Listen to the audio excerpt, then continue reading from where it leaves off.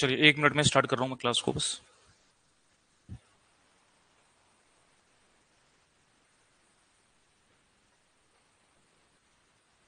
Hello hello.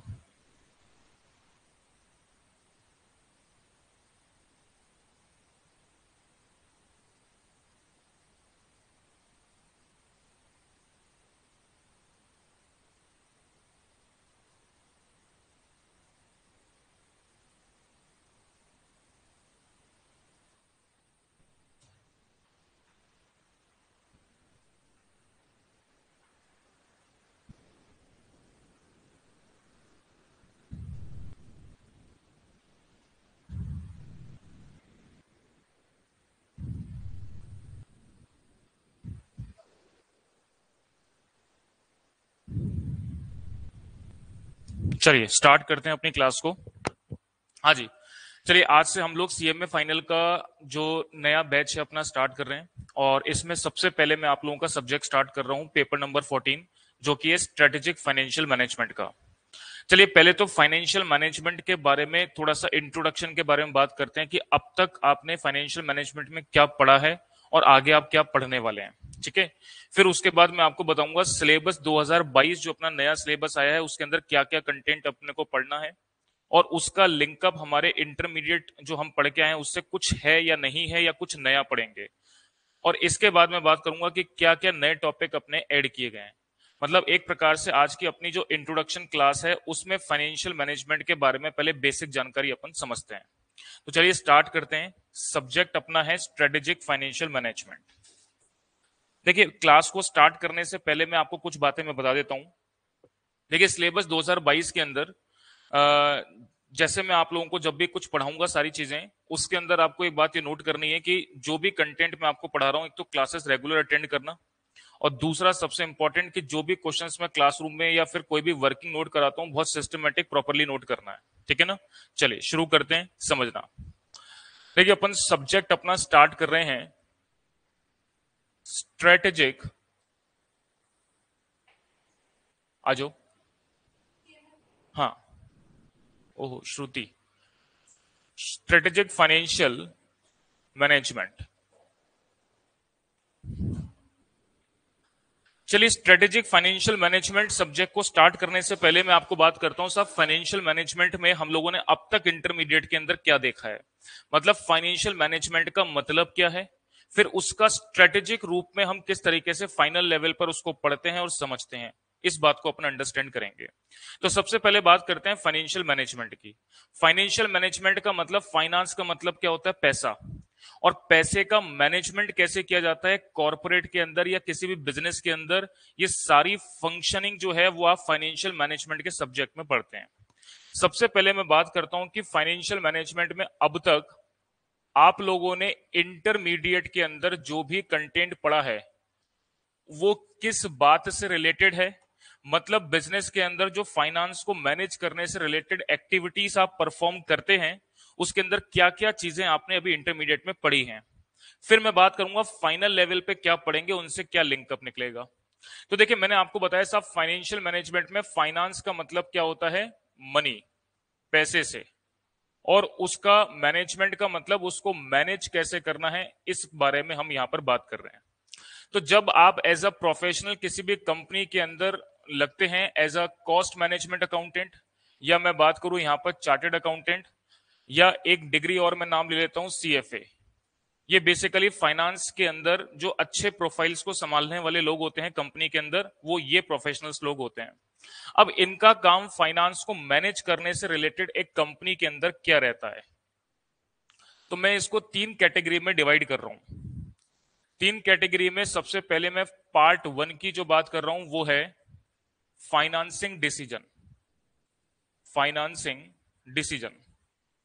Financing decision का मतलब है कि किसी भी कंपनी को चलाने के लिए पैसे या फाइनेंस का अरेंजमेंट कहां से करना है। अब फाइनेंस का अरेंजमेंट आप उन सारे डिफरेंट सोर्सेस से करते हैं ताकि आपकी जो कॉस्ट है ओवरऑल कम से कम आ सके। अगर मैं बात करूं तो किसी भी कंपनी को चलाने के लिए फाइनेंस की जो जरूरत पड़ती है वो हम बेसिकली 5 सोर्स से फाइनेंस को मैनेज करते हैं। अगर आप बैलेंस शीट में लायबिलिटी साइड देखेंगे तो 5 सोर्स होते हैं जहां से बिजनेस को चलाने के लिए पैसा लाया जाता है। अगर बात करते हैं उसमें एक होता है इक्विटी सोर्स, एक होता है प्रेफरेंस सोर्स, डिबेंचर्स, लोन या रिजर्व इन सरप्लस। ये 5 सोर्स हैं जिसके थ्रू आप कंपनी चलाने के लिए फंड को इकट्ठा करते हैं। अब जब हम फंड को इकट्ठा करते हैं तो हमारा टारगेट क्या होता है, हमारा सोचना क्या होता है कि उसके रिगार्डिंग जो भी कॉस्ट आ रही है वो कम से कम आए। यानी कि हम इक्विटी प्रेफरेंस को क्या पेमेंट करते हैं, अगर उनसे पैसा जनरेट करते हैं तो डिविडेंड का पेमेंट करते हैं। डिबेंचर या लोन से हम अगर पैसा जनरेट करते हैं तो उनको क्या पे करते हैं, इंटरेस्ट का पेमेंट करते हैं। रिजर्व एंड सरप्लस का मतलब होता है जब भी हम अपना इनकम स्टेटमेंट बनाते हैं तो उस इनकम स्टेटमेंट के अंदर जो सबसे आखिर में अर्निंग बचती है वो रिजर्व एंड सरप्लस में ट्रांसफर होती है फ्यूचर पर्सपेक्टिव से। तो कुल मिलाकर के फाइनेंस जितने भी डिफरेंट सोर्सेस से आप अरेंज करते हैं, किसी भी बिजनेसमैन का टारगेट क्या होता है कि आप अपनी ओवरऑल कॉस्ट को मिनिमाइज कर सकें। अब फाइनेंसिंग डिसीजन को लेने के लिए जो चैप्टर हम लोग अभी इंटरमीडिएट लेवल पर पढ़ के आए हैं उसका नाम क्या है, cost of capital. Cost of capital, cost of capital के अंदर जितने भी डिफरेंट कैपिटल आपने बिजनेस को चलाने के लिए जनरेट करी थी उसकी कॉस्ट को कैलकुलेट कैसे किया जाता है वो आपने फाइनेंसिंग डिसीजन में पढ़ा। इसी प्रकार से मैं बात करता हूं, एक चैप्टर आपने पढ़ा था यहां पर कैपिटल स्ट्रक्चर। बिजनेस का कैपिटल स्ट्रक्चर कैसे डिटरमाइन करना है वो आपने फाइनेंसिंग डिसीजन के अंदर पढ़ा। इसी प्रकार से मैं बात करता हूं सेकंड पार्ट की। एज अ फाइनेंस मैनेजर दूसरा सबसे इंपॉर्टेंट रोल आपका बिजनेस के अंदर क्या रहता है, investing decision. Investing decision, investing decision से मेरा मतलब क्या है, देखिएगा आपने बिजनेस को चलाने के लिए फंड इकट्ठा किया, अब इस फंड को आप इन्वेस्ट करते हैं कहां कहां। बैलेंस शीट के पॉइंट ऑफ व्यू से बात करते हैं तो बैलेंस शीट में लायबिलिटी साइड 5 सोर्सेज जहां से बिजनेस को चलाने के लिए फंड इकट्ठा किया गया है उसको इन्वेस्ट कहां करते हैं आप, asset side. Asset side investment कहां कहां करते हैं, एक तो आप फिक्स असेट्स में इन्वेस्टमेंट करते हैं, एक आप करंट असेट्स में इन्वेस्टमेंट करते हैं। तो इन्वेस्टिंग डिसीजन यानी कि कितना इन्वेस्टमेंट आपको फिक्स असेट्स में करना है, कितना करंट असेट्स में करना है, उससे कैसे बेटर आउटपुट बिजनेस के लिए जनरेट करने हैं, ये 2 बातें आप यहां से समझते हैं। अब सवाल यह पैदा होता है कि इन्वेस्टिंग डिसीजन को समझने के लिए हमने कुछ पढ़ाई करी है कि अपने इन्वेस्टिंग डिसीजन को समझने के लिए इंटरमीडिएट लेवल पे कुछ पढ़ा है क्या अपन ने। तो आप बोलेंगे सर एक चैप्टर तो हमने पढ़ा था शॉर्ट टर्म सोर्सेस के अंदर इन्वेस्टमेंट कैसे किया जाता है, यानी कि मैं बात कर रहा हूं करंट असेट्स के अंदर, यानी मैं बात कर रहा हूं अगर करंट असेट्स में आप इन्वेस्टमेंट करते हैं तो इसके लिए आपने क्या चैप्टर पढ़ा था, तो इसका चैप्टर का नाम था working capital management. Working capital management. इसी प्रकार मैं बात करूं इन्वेस्टिंग डिसीजन के अंदर बिजनेस के लॉन्ग टर्म सोर्सेस में अगर आप इन्वेस्टमेंट करते हैं, भाई जो भी पैसा जनरेट करके लाओगे वो बैलेंस शीट में असेट साइड इन्वेस्ट करोगे, और असेट साइड 2 ही पार्ट होते हैं, एक तो फिक्स असेट्स का और एक करंट असेट्स का। या तो शॉर्ट टर्म सोर्सेज में इन्वेस्ट करोगे या आप लॉन्ग टर्म सोर्सेज में इन्वेस्ट करोगे। तो लॉन्ग टर्म सोर्सेज में मैं बात कर रहा हूं आप फिक्स असेट्स में इन्वेस्टमेंट करते हैं, और इसमें इन्वेस्टमेंट के लिए जो चैप्टर आप लोगों ने पढ़ा था उसका नाम था कैपिटल बजटिंग। ये आपने इंटरमीडिएट लेवल पे पढ़ा है।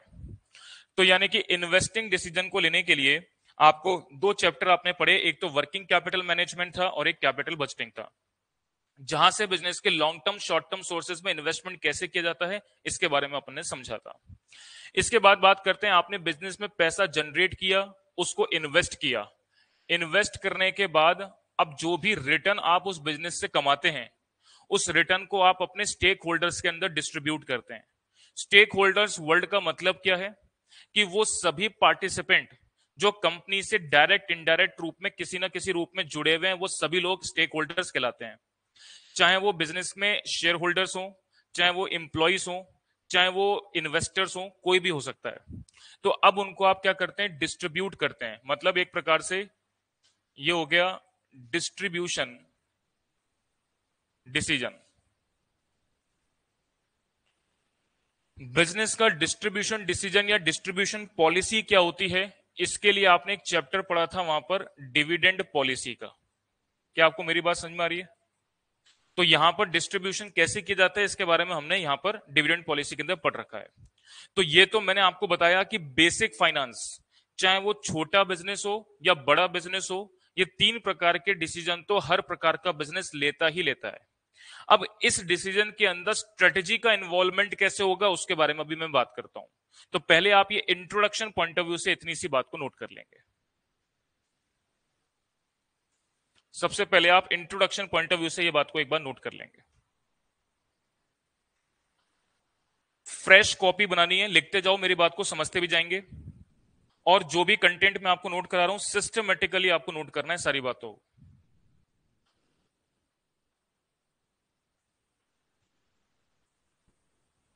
सिलेबस 2022 जो भी मैं चैप्टर पढ़ाता जाऊंगा उसका एक एक क्वेश्चन अपन मॉड्यूल का बनाते जाएंगे, मॉड्यूल में से।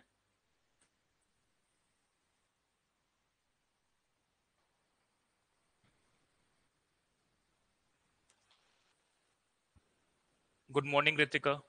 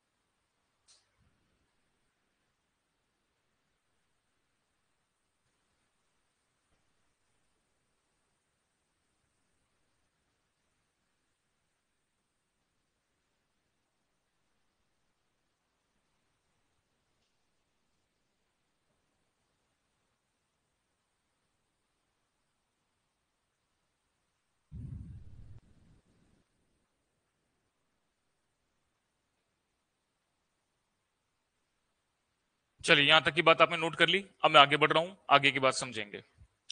तो देखिए, फाइनेंशियल मैनेजमेंट में फाइनेंस को मैनेज करने से रिलेटेड क्या इंपॉर्टेंट डिसीजन किसी भी फाइनेंस मैनेजर या प्रोफेशनल के द्वारा कंपनी में किस तरीके से लिए जाते हैं, ये बात आपको समझ में आ गई। अब मैं इस बात को लिंकअप कर रहा हूं स्ट्रेटेजिक फाइनेंशियल मैनेजमेंट से। सबसे पहली चीज तो इंटरमीडिएट में जितने भी टॉपिक्स आप लोग पढ़ के आए हैं उसमें सिर्फ एकमात्र टॉपिक ऐसा है जो कि फाइनल लेवल पे पढ़ाया जाएगा, उसका नाम है कैपिटल बजटिंग। ठीक है ना। अब क्या टॉपिक्स आप लोग फाइनेंशियल मैनेजमेंट फाइनल लेवल पर पढ़ते हैं स्ट्रेटेजिक फाइनेंशियल मैनेजमेंट में, उनके बारे में इंट्रोडक्शन बात अब मैं कर रहा हूं। तो फाइनेंशियल मैनेजमेंट को अब मैं बात कर रहा हूं स्ट्रेटेजिक रूप में किस तरीके से उसको अप्लाई करना है। ये तो हो गया बेसिक फाइनेंस जो कि हर प्रकार के बिजनेस को मैनेज करने से रिलेटेड इंपॉर्टेंट डिसीजन लिए जाते हैं। अब स्ट्रेटेजिक फाइनेंशियल मैनेजमेंट का मतलब क्या है। स्ट्रेटेजी का मतलब नाम से समझ में आता है कि फाइनेंस को मैनेज कर तो कर लिया आपने, अब स्ट्रेटेजी कैसे प्लान करनी है बिजनेस को ग्रो करने के लिए। देखिए, बिजनेस को ग्रो करने के लिए बिजनेस का इंफ्रास्ट्रक्चर सेल्स के रूप में, कस्टमर्स के रूप में तो डेवलप होता ही है, साथ में जो भी फाइनेंस बिजनेस के थ्रू जनरेट किया जाता है उसको डिफरेंट मार्केट में इन्वेस्ट करके बिजनेस को ग्रो करवाया जाता है। जैसे मैं आपको एक जनरल बात बोलूं तो आप लोग क्या करते हैं, आज इंडिया के अंदर आप अपनी हार्ड अर्न मनी जो भी आप कमाते हैं उसको डबल करने के लिए या उसको ग्रो करने के लिए आप इन्वेस्टमेंट कहां करते हैं, बैंकिंग चैनल के अंदर एफडी या सेविंग अकाउंट खोल करके तो आपकी इनकम डबल नहीं हो सकती या आपकी इनकम मल्टीपल टाइम्स ग्रो नहीं हो सकती। उसके लिए आप क्या करते हैं, बिजनेस में इन्वेस्ट करते हैं। बिजनेस में मतलब किसी अडानी के बिजनेस में इन्वेस्ट करेंगे, टाटा के बिजनेस में इन्वेस्ट करेंगे, अंबानी के बिजनेस में इन्वेस्ट करेंगे। और उसको इन्वेस्ट करने का तरीका क्या होता है, आप लोग शेयर मार्केट के अंदर जाते हैं। शेयर मार्केट के अंदर आप पैसा इन्वेस्ट करते हैं इन कंपनीज के अंदर। ये कंपनी शेयर मार्केट से छोटा छोटा पैसा जनरेट करके अपने बिजनेस में इन्वेस्ट करती हैं, बिजनेस को ग्रो करती हैं, आपका पैसा भी ग्रोथ होता है, और जितना बिजनेस ग्रो होगा उसके प्रोपोर्शन में आपका इन्वेस्टमेंट ग्रोथ होगा। तो बहुत मोटे तौर पे अगर बात की जाए तो आपके पैसे को ग्रोथ होने में डायरेक्टली लिंकअप किसके थ्रू है, आपके बिजनेस के थ्रू। आप किसी और के बिजनेस में पैसा ग्रो इन्वेस्ट करके ग्रो करवाओ, इससे बढ़िया आप अपने बिजनेस के अंदर इन्वेस्ट करके उसको कितने मल्टीपल टाइम्स ग्रो कर सकते हैं।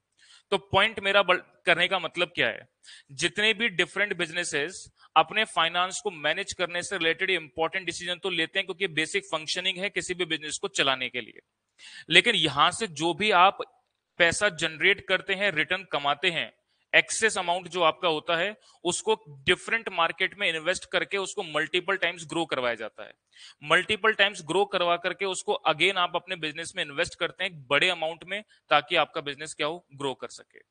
तो स्ट्रेटेजिक फाइनेंशियल मैनेजमेंट के अंदर वो सारी टेक्निक्स, वो सारी बातें हम लोग समझने जा रहे हैं, जिसको फाइनेंस को जो इस बात को एक्सप्लेन करेगा कि फाइनेंस को ग्रो कैसे किया जाएगा स्ट्रेटेजिक तरीके से। ठीक है ना।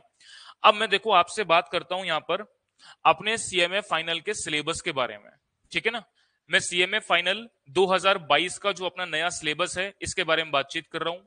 एक छोटा सा डिस्क्लेमर मैं उन स्टूडेंट्स के लिए दे देता हूं जो 2016 से 2022 में कन्वर्ट हुए हैं। 2016 और 2022 के सिलेबस में कोई भी चेंज नहीं है, सिर्फ 2 चैप्टर को छोड़ करके। भाई बताऊंगा आपको मैं कौन से 2 चैप्टर हैं जो इस बार जोड़े गए हैं और जो पहले नहीं हुआ करते थे। लेकिन उन 2 चैप्टर्स की इंपॉर्टेंस अगर अपन देखते हैं तो बहुत ज्यादा बड़ी इंपॉर्टेंस नहीं है।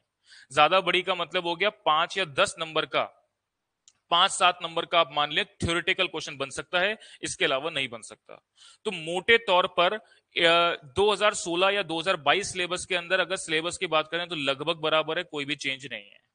फर्क यह है कि कुछ नए क्वेश्चंस और जोड़ दिए गए हैं जिसको मुझे करवाने होंगे। ठीक है ना। चलिए सबसे पहले सिलेबस के बारे में बात करते हैं, सिलेबस क्या है अपना।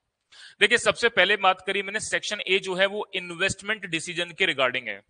इन्वेस्टमेंट डिसीजन मैंने आपको बताया अभी, फाइनेंसिंग डिसीजन, इन्वेस्टमेंट डिसीजन।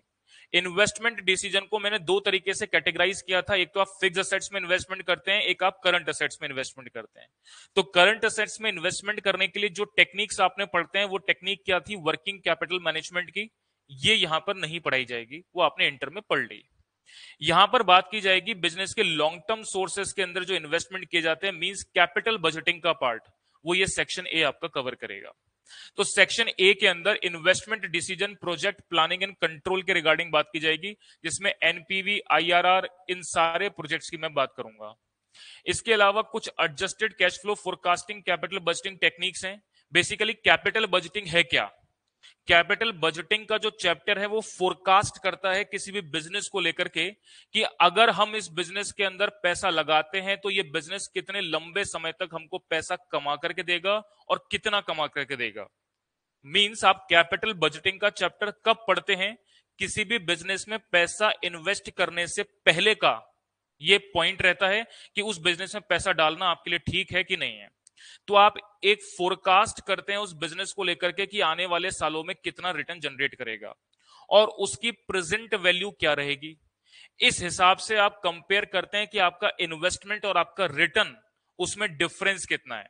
मतलब मैंने 50 लाख रुपए बिजनेस में डाले, बिजनेस ने मुझे अगले 10 साल में 80 लाख रुपए कमा करके दिए, तो नेट रिटर्न अगर पॉजिटिव आता है तो ही आप बिजनेस में इन्वेस्टमेंट करते हैं, अदरवाइज आप उस प्रोजेक्ट को क्या करते हैं, रिजेक्ट करते हैं।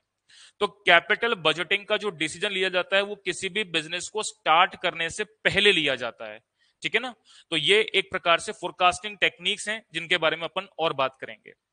हालांकि यहां पर कैपिटल बजटिंग इंटरमीडिएट में पढ़ के आए हैं, उससे कुछ क्वेश्चंस आपको एडवांस मिलेंगे क्योंकि फाइनल लेवल है तो डिफरेंट आएगा थोड़ा सा। ठीक है ना। चलिए आगे बढ़ते हैं। इसके बाद मैं बात करता हूं, इसी इन्वेस्टमेंट डिसीजन का ही पार्ट है evaluation of risky proposal for investment decision. ये किसी भी बिजनेस के इन्वेस्टमेंट डिसीजंस को एनालिसिस करने के कुछ डिफरेंट टूल्स हैं जो कि स्टैटिस्टिकल अप्रोच पे काम करते हैं। मींस आपने स्टैंडर्ड डेविएशन, मीन डेविएशन, कुछ इस तरीके की चीजें आपने पढ़ी हैं जिनका एप्लीकेशन यहां पर प्रिडिक्शन निकालने के लिए किया जाएगा, ठीक है ना। वो मैं आपको पढ़ाऊंगा, तब इसके बारे में डिटेल बात करेंगे। इसके बाद बात करते हैं, एक आपका चैप्टर आप लोग पढ़ेंगे लीजिंग डिसीजन का। इस चैप्टर के बारे में बता देता हूं ये क्या बात बोलता है। लीजिंग डिसीजन का मतलब क्या है? देखिए, जब भी हम कोई भी प्रकार की असेट बिजनेस के अंदर खरीद करके लाते हैं, मैं अभी केवल आपको कर क्या रहा हूं, सिलेबस 2022 में जो चैप्टर आपको पढ़ाए जाएंगे उनका इंट्रोडक्शन दे रहा हूं कि उसके अंदर आपको पढ़ना क्या है, ताकि एक ब्रॉड पिक्चर आपके दिमाग में क्रिएट हो सके कि किस रिगार्डिंग हम अपनी स्टडी कर रहे हैं, ठीक है ना। मैंने नेक्स्ट टॉपिक का नाम लिया आपके सामने लीजिंग डिसीजन। इसका मतलब क्या है? ये पार्ट किसका है? इन्वेस्टमेंट डिसीजन का। मतलब आप बिजनेस के लॉन्ग टर्म सोर्सेज में या फिक्स असेट्स के अंदर इन्वेस्टमेंट कर रहे हैं, उससे रिलेटेड है आपका लीजिंग डिसीजन। कैसे रिलेट करता है इस बात को समझते हैं। मान लीजिए मैंने कोई असेट 10 लाख रुपए की परचेस करी, 10 लाख रुपए या 50 लाख रुपए की या कोई भी बड़ी अमाउंट की असेट में परचेस करता हूं, तो वो एक प्रकार की फिक्स असेट्स हो गई, यानी बिजनेस के लॉन्ग टर्म सोर्सेज में मैं पैसा इन्वेस्ट कर रहा हूं। अब मेरे सामने सवाल या समस्या क्या है, उस बात को समझना। मेरे सामने समस्या यह है कि अगर मैं इस 50 लाख रुपए की मशीन को खरीद करके लाता हूं, तो इतना पैसा तो मेरे पास नहीं है, तो मैं क्या करूंगा, बैंक से जाके फाइनेंस करवाऊंगा 50 लाख रुपए और मैं वो असेट खरीद के ले आऊंगा। समस्या यह है कि जब आप बैंक से फाइनेंस करवाते हैं तो उस केस में आपको वहां पर बैंक को हर साल इंस्टॉलमेंट का पेमेंट करना पड़ेगा, इंटरेस्ट कॉस्ट आपकी हर साल की ड्यू हो जाएगी। तो ये इंस्टॉलमेंट पेमेंट के अंदर जो असेट की पेमेंट है कैश प्राइस को लेकर के और इंटरेस्ट को लेकर के, और रेगुलर इंटरवल पे पे करते रहना पड़ेगा। फायदा यह है कि आप असेट खरीद करके लाओगे तो आप अपने बुक्स ऑफ अकाउंट में डेप्रिसिएशन क्लेम कर सकते हो, क्योंकि उस असेट के ओनर हो गए आप। इसका मतलब ये क्या हो गया, लीजिंग डिसीजन में हम कोई असेट को खरीद करके लाते हैं तो किस प्रकार से अकाउंटिंग करनी है।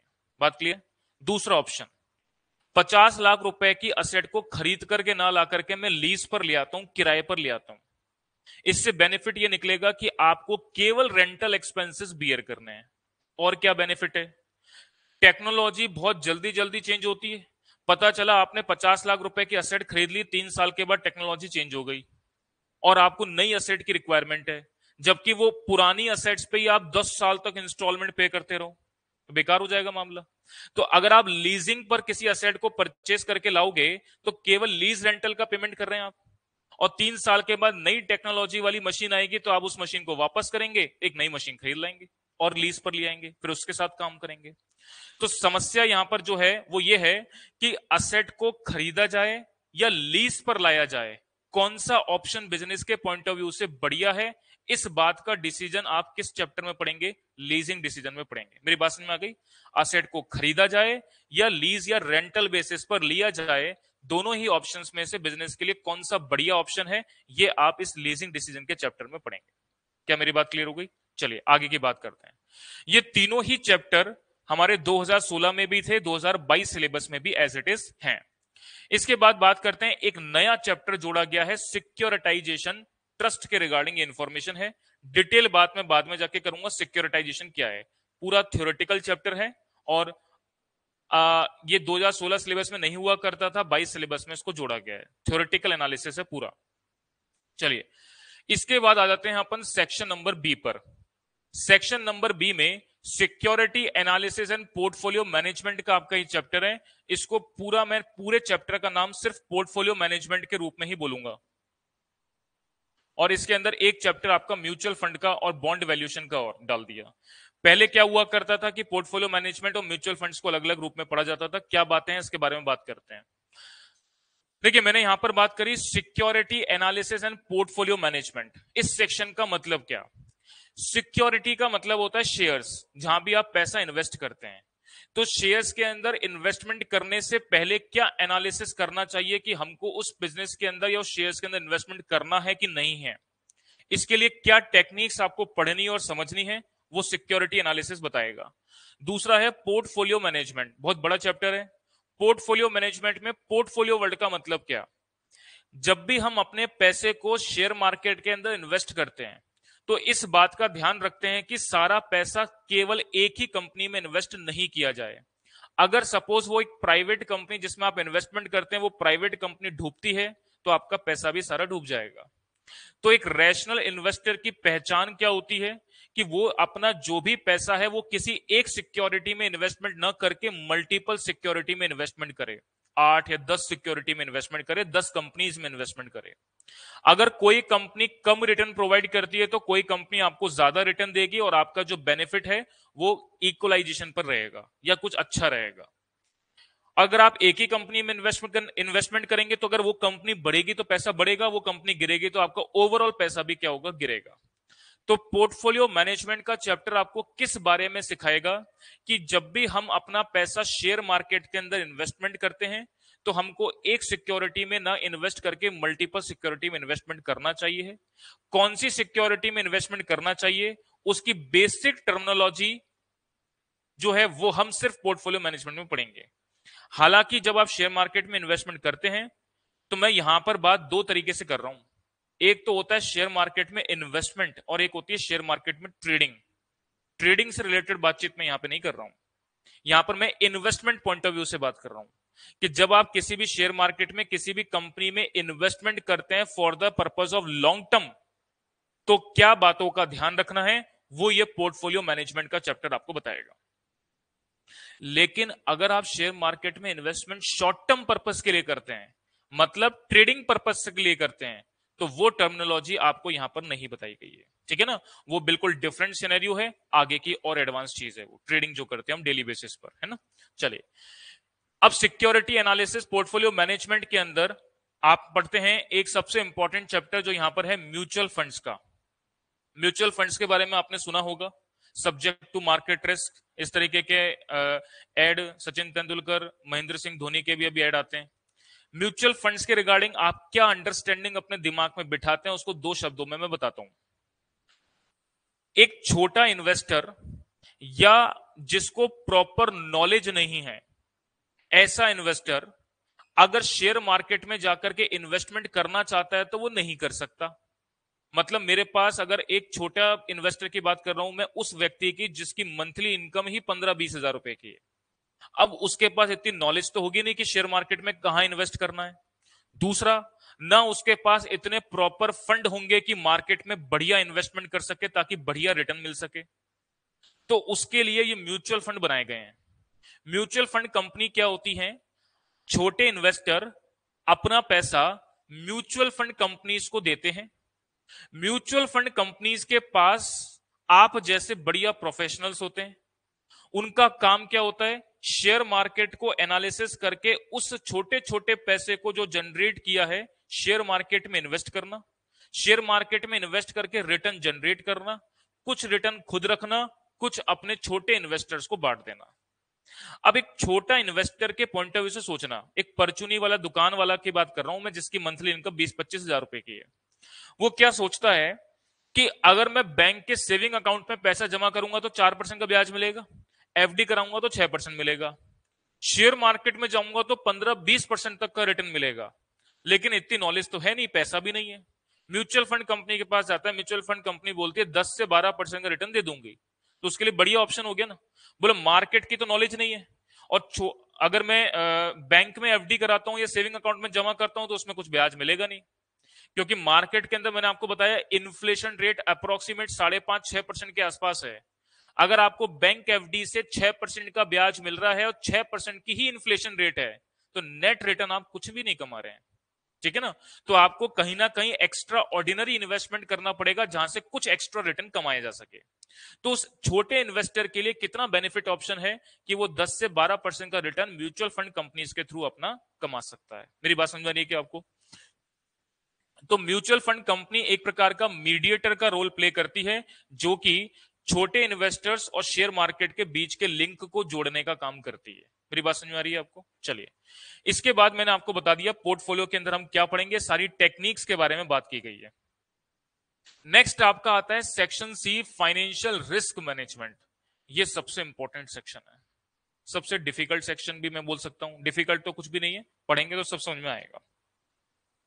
इसके अंदर हम दो चीजें पढ़ते हैं, एक तो है फाइनेंशियल डेरिवेटिव। डेरिवेटिव्स के अंदर जो 4 सेक्शन आप पढ़ते हैं वो है future and forward, options trading, swaption और इंटरेस्ट रेट डेरिवेटिव या forward rate derivative, forward rate agreement, FRA agreements होते हैं, इनके बारे में पढ़ते हैं। ये चार चैप्टर जो हैं फाइनेंशियल मार्केट के अंदर इन्वेस्टमेंट करते वक्त, फाइनेंशियल मार्केट का मतलब शेयर मार्केट में इन्वेस्टमेंट करते वक्त कौन कौन सी स्ट्रेटेजीज होती हैं जिसके थ्रू आप अपने शेयर मार्केट के अंदर इन्वेस्टमेंट को बढ़ाते हैं या कम करते हैं। मतलब शेयर मार्केट में जो ट्रेडिंग की जाती है ना, उस ट्रेडिंग के अंदर जो काम आने वाली टेक्निक्स होती हैं, वो टेक्निक्स हम यहां पर पढ़ते हैं। और एक बात तो ये हो गई, बात समझ में आ रही क्या आपको मेरी? दूसरी बात, जब हम शेयर मार्केट के अंदर कोई भी प्रकार का इन्वेस्टमेंट करते हैं तो शेयर मार्केट के अंदर उतार चढ़ाव दोनों आते हैं, कभी फायदा तो कभी नुकसान। फायदे में तो कोई समस्या नहीं है, लेकिन अगर आपको शेयर मार्केट के अंदर कोई नुकसान दिखाई दे रहा है तो उस नुकसान को कम कैसे किया जा सकता है, मतलब उस रिस्क को मिनिमाइज कैसे किया जा सकता है। देखो हमेशा क्या होता है, मेरी बात को सुनना, रिस्क जो होता है ना, रिस्क, जब भी शेयर मार्केट के अंदर हम इन्वेस्टमेंट करने जाते हैं तो दो चीजों का एनालिसिस करते हैं। एक तो होता है रिटर्न और दूसरा होता है रिस्क। रिटर्न का मतलब कौन सा सिक्योरिटी कितना ज्यादा रिटर्न दे रहा है उसके हिसाब से सिलेक्शन करना, और कौन सी सिक्योरिटी के इन्वेस्टमेंट पर कम से कम रिस्क है उसका एनालिसिस करना। तो रैशनल इन्वेस्टर दो चीजों का एनालिसिस करता है, रिटर्न और रिस्क का। रिटर्न वो मैक्सिमाइज करना चाहता है, रिटर्न रिस्क वो मिनिमाइज करना चाहता है। रिस्क कभी भी खत्म नहीं किया जा सकता, रिस्क को कम किया जा सकता है। तो जब भी आप शेयर मार्केट में इन्वेस्टमेंट करते हैं और अगर आपको कहीं भी नुकसान दिखाई दे रहा है तो कौन सी ऐसी स्ट्रेटेजी शेयर मार्केट के अंदर बताई गई है जिसको फॉलो करके आप अपने रिस्क को मिनिमाइज कर सकते हैं। इस प्रोसेस को हम जो है इस फाइनेंशियल डेरिवेटिव मार्केट का पढ़ते हैं।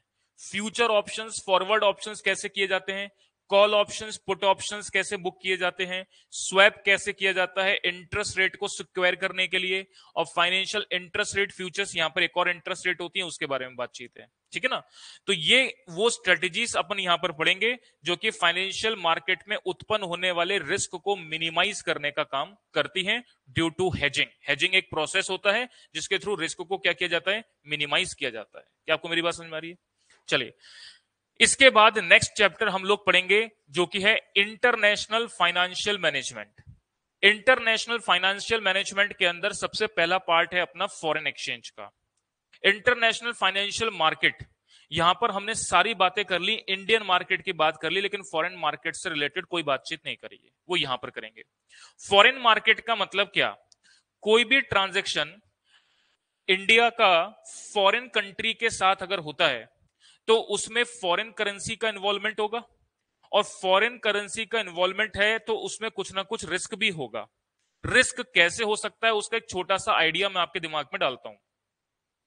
जैसे मान लीजिए मैंने $10,000 का कोई सामान अमेरिका के एक कस्टमर को एक्सपोर्ट किया, तो वो डॉलर मुझे आज की तारीख में मिलेंगे। $1 की कीमत सपोज आज की तारीख में 80 रुपए की चल रही है, तो मैं क्या सोचता हूं 10,000 इंटू 80 मुझे 8 लाख रुपए आज मिल जाएंगे। लेकिन वो कस्टमर कहता है कि मैं आपको आज पेमेंट ना करके आज से 3 महीने के बाद पेमेंट करूंगा।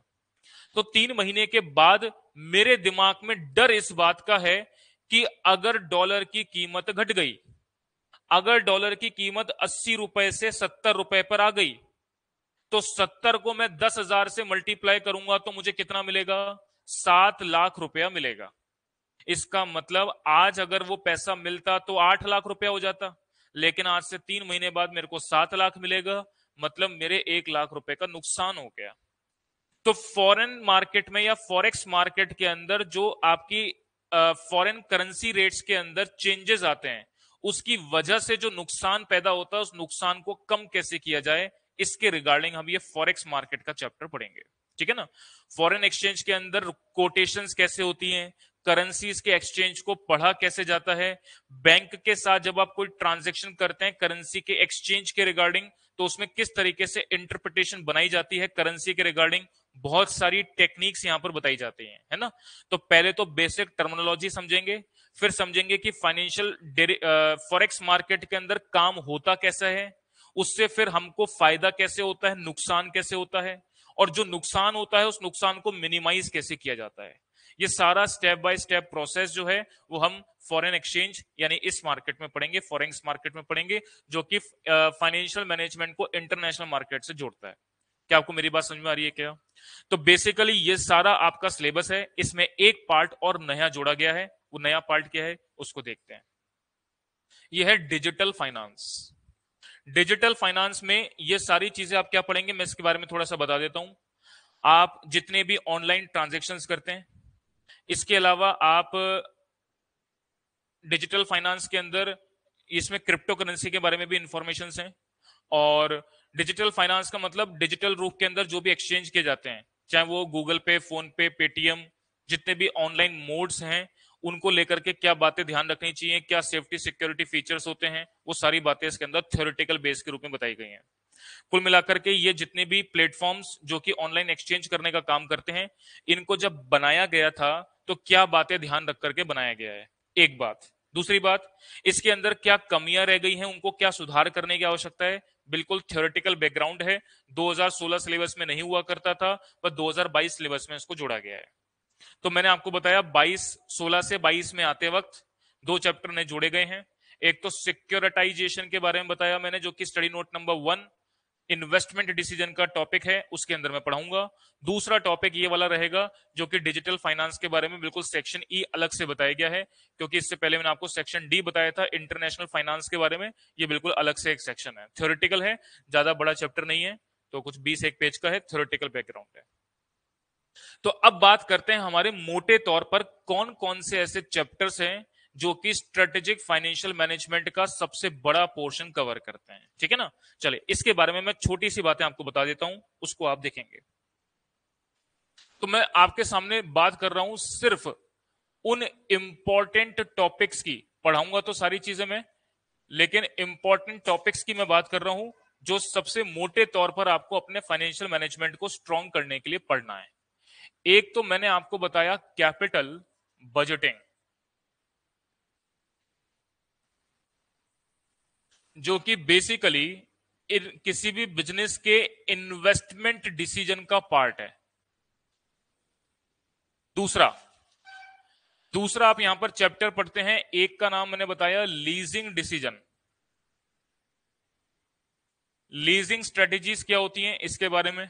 तीसरा एक चैप्टर आप यहां पर पढ़ेंगे जिसका नाम मैंने बोला म्यूचुअल फंड। चौथे टॉपिक का मैंने नाम लिया portfolio management, portfolio management. Fifth chapter का मैंने नाम लिया फाइनेंशियल डेरिवेटिव। फाइनेंशियल डेरिवेटिव में 4 पार्ट बताए गए हैं। एक तो है आपका फ्यूचर एंड फॉरवर्ड का, फ्यूचर एंड फॉरवर्ड। सेकंड है options trading, options trading. Fourth number है आपका स्वैप एंड स्वैप्शन, स्वैप एंड स्वैप्शन। और चौथे नंबर का पार्ट आप यहां पर पढ़ेंगे जो कि है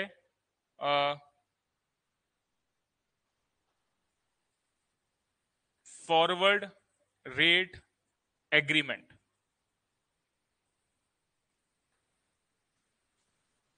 एफआरए का सेक्शन है ये आप यहां पर पढ़ते हैं। सिक्स्थ नंबर का टॉपिक आप पढ़ेंगे फॉरेन एक्सचेंज।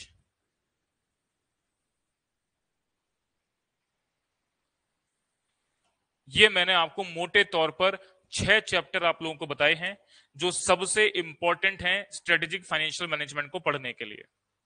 अगर मैं एग्जाम के पॉइंट ऑफ व्यू से बात करूं तो टोटल 132 मार्क्स का पेपर आता है, जिसमें से 16-16 नंबर के 2 क्वेश्चन ऑप्शंस में छोड़ने के होते हैं, है ना। अभी देखो ये न्यू सिलेबस के अंदर ये अटेम्प्ट जो होगा उसके अंदर एमटीपी आएगी तो पता लगेगा कि पैटर्न क्या रहने वाला है, वही पैटर्न रहेगा। क्योंकि अब ऑनलाइन मोड से अपन ऑफलाइन मोड पे शिफ्ट हो गए हैं, रिटर्न पेपर हो गया है, पैटर्न चेंज हो गया है। पैटर्न पुराना वाला जो चलता था वही चल रहा है। पुराना वाला पैटर्न क्या था उसके बारे में बता देता हूं, बहुत सिंपल पैटर्न था। 2-2 नंबर के 10 क्वेश्चन आपके पास आते हैं, 20 नंबर की कवरेज एमसीक्यू सेक्शन की रहती है। 2-2 नंबर के 10 क्वेश्चन आपके पास आते हैं, एमसीक्यू क्वेश्चन होते हैं। 1 नंबर का तो सॉल्यूशन करना होता है, 1 नंबर का सही आंसर है, ठीक है ना। तो इस प्रकार से 20 नंबर तो यहां कवर हुए। 5 क्वेश्चन आते हैं 16-16 नंबर के, टोटल कितने हो गए 80। 7 आते हैं, 7 में से कोई 5 करने होते हैं, 2 आप छोड़ सकते हैं, ठीक है ना।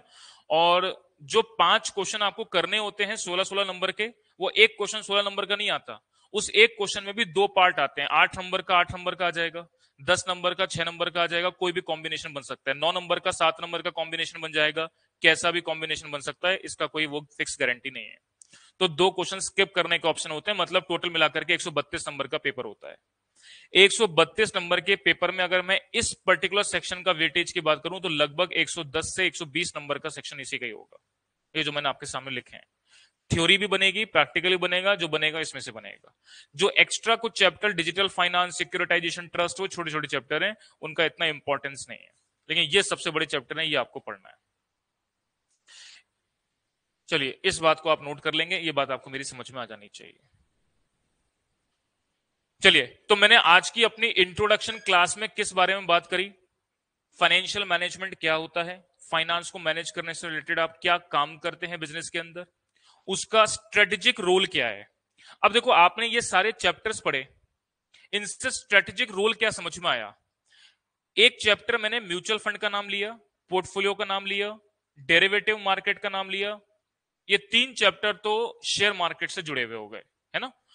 ये वाला भी आपका चैप्टर, ये वाला और ये वाला, ये 3 तो शेयर मार्केट से जुड़े हुए हैं। ये वाला इंटरनेशनल मार्केट से जुड़ा हुआ है, यानी कि आपके बिजनेस के जो रेगुलर छोटे मोटे डिसीजंस होते हैं उनसे इनका कोई लेना देना नहीं है। मैंने आपको फाइनेंशियल मैनेजमेंट बताया, फाइनेंसिंग डिसीजन, इन्वेस्टिंग डिसीजन और डिस्ट्रीब्यूशन डिसीजन। छोटा बिजनेस हो चाहे बड़ा बिजनेस हो, वो 3 प्रकार के इंपॉर्टेंट डिसीजन तो हर बिजनेस को लेने होते हैं। छोटा बिजनेस भी होगा तो पैसा कहां से लेकर के आना है, कहां इन्वेस्ट करना है, और जो इन्वेस्ट करके कमाया उसको डिस्ट्रीब्यूट कैसे करना है, ये तो हर बिजनेस काम करता है। लेकिन ये जो स्ट्रेटेजिक काम करते हैं ये सिर्फ बड़े बिजनेस कर पाते हैं, क्योंकि उन्हीं के पास इतना बल्क पैसा होता है जिससे वो ग्रोथ कर सकते हैं। तो ये चैप्टर मैंने आपको क्या बताया? फाइनेंशियल मार्केट के, शेयर मार्केट के बताया, और ये चैप्टर मैंने आपको किसका बताया? इंटरनेशनल मार्केट का। ये 2 चैप्टर जरूर छोटे बिजनेस फॉलो कर सकते हैं। कैपिटल बजटिंग का मतलब कौन से प्रोजेक्ट में या किस प्रकार के चीजों में पैसा इन्वेस्ट करना है, वो आपको कैपिटल बजटिंग बताएगा। कोई भी प्रकार की मशीन मुझे 4 लाख, 5 लाख, 10 लाख रुपए की बिजनेस में खरीदनी है, देखो 4, 5, 10, 15 लाख, 50 लाख रुपए, 1 करोड़ रुपए तक की बात अगर मैं करता हूं, 10 करोड़ रुपए तक की बात करता हूं, तो छोटे बिजनेस की बात कर रहा हूं मैं यहाँ पर। बड़े बिजनेस में किन की बात करता हूं? जिनका टर्नओवर ही 5,000 करोड़, 10,000 करोड़, 50,000 करोड़, ऐसा अमाउंट जो हमने कभी जिंदगी में सुना भी नहीं हो या समझा भी नहीं हो, कभी देखा भी नहीं हो, ऐसी वाली चीजें, है ना। जैसे अडानी की बात करते हैं, 50,000 करोड़ का घोटाला। अब बात तो ये वर्ड तो ऐसे जोड़ देते हैं घोटाला, लेकिन बात यह है कि क्या हुआ क्या नहीं हुआ उसकी एक अलग बात है। तो इनका बिजनेस एम्पायर जो है, उनके रिगार्डिंग जो बात है ना, वो सारी बातें यहां चलती हैं, ठीक है ना। ये छोटे बिजनेस के रिलेट करके बात कर सकते हैं। लीजिंग डिसीजन का मतलब है, छोटा बिजनेस अगर कोई मशीन खरीद के लाता है तो खरीदना उसके लिए बेटर है, या रेंटल बेसिस पे लाना उसके लिए बेटर है। तो ये छोटे पॉइंट ऑफ व्यू से आप पढ़ सकते हैं, ठीक है ना। बाकी लगभग लगभग सारा पार्ट स्ट्रेटेजिक मैनेजमेंट का है, जो कि आप बिजनेस में जो फाइनेंस को इन्वेस्ट करना या ग्रो करने की बात करते हैं, वो शेयर मार्केट से लिंक अप करके पढ़ते हैं, ठीक है ना। इसके अलावा एग्जाम का पेपर पैटर्न क्या होता है, बात आपको समझ में आ गई। तो इंट्रोडक्टरी लेवल पर मैंने आपको बातें क्लियर कर दी। अब कल से मैं एक टॉपिक स्टार्ट करूंगा और उसके साथ साथ हम पढ़ना स्टार्ट करेंगे। कुछ डिस्क्लेमर अपन बातों को लेकर के समझ लेते हैं, है ना। क्या डिस्क्लेमर है पढ़ाई करते वक्त के लिए अपने लिए? मेरा जो पढ़ाने का अभी तरीका अब रहने वाला है वो क्या रहेगा?